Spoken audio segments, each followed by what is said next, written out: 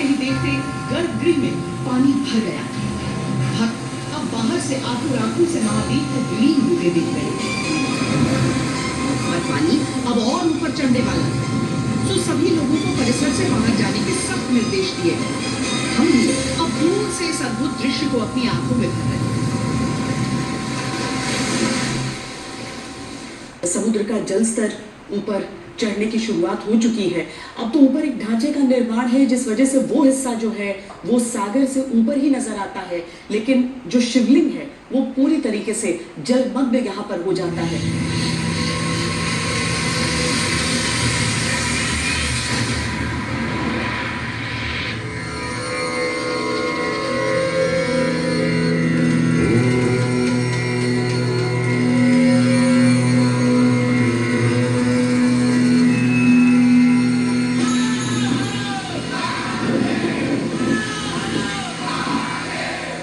दृश्य और कल्पनीय।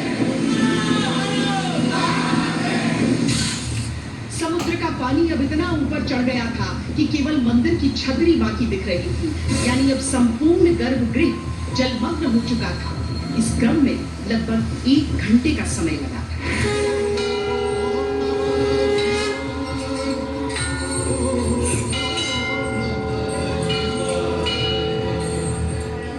लीला गुजरात के समुद्र में विराजे सर्वेश्वर महादेव न किसी भक्त के भाव से, न किसी पुजारी के निवेदन पर और न ही किसी के मन से।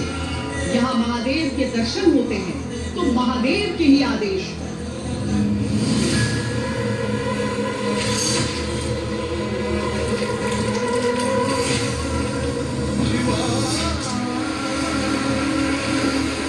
आएगा तो ये सर्वप्रथम पानी बाबा को ही छुएगा जी, और बाबा के यहाँ ही अंदर कक्ष में बढ़ेगा गर्भगृह में पानी सर्वप्रथम।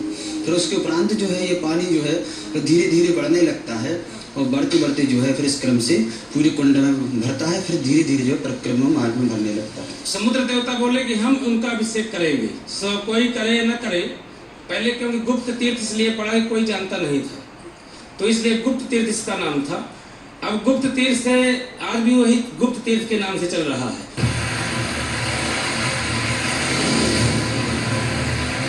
दिन में 2 बार भक्तों की आंखों के सामने स्तंभेश्वर महादेव मंदिर जलमग्न हो जाता है और फिर प्रकट हो जाता है।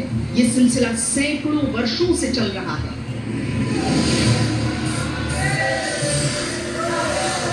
महादेव का प्रदोष के दिन, त्रयोदशी के दिन और चतुर्दशी और अमावस्या के दिन 4 पहर की पूजा चलती है निरंतर, रात में भी और दिन में। यहाँ पर शिवरात्रि के दिन करीबन मान के चलिए आपकी 20,000 में तादाद में पब्लिक रहती है। और 1 माह का श्रावण में मेला लगता है, हर शिवरात्रि और अमावस्या और पूर्णिमा का मेला लगता है।